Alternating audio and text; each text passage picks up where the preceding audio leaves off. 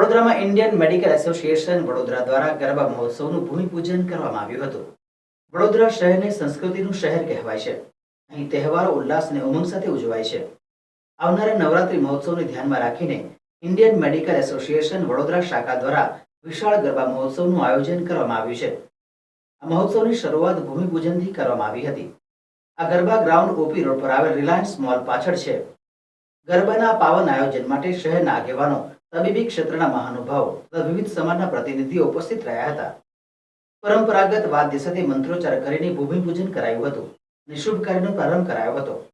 આ અવસરે આયોજકો દ્વારા જણાવાયું હતું કે ગરબા માત્ર મનોરંજનનું માધ્યમ નથી, પરંતુ સામાજિક એકતા, માતૃશક્તિની આરાધના અને સ્વસ્થ જીવનશૈલી તરફ લોકોમાં જાગૃતિ લાવવાનો પ્રયાસ છે।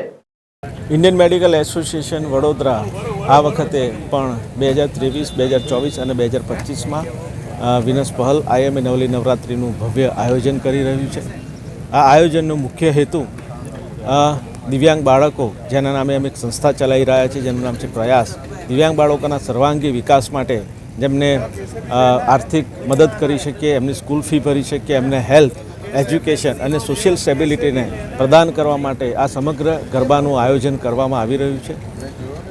આ ગરબામાં અમે સિક્યુરિટીની દૃષ્ટિએ અમારી પાસે અત્યારે 52થી વધારે અમે સિક્યુરિટી માણસો તૈનાત છે।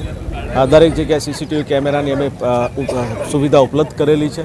સાથે સાથે અમે મેડિકલ બૂથ અને મેડિકલ એમ્બ્યુલન્સની પણ સર્વિસીસ ઉપલબ્ધ કરાવેલી છે।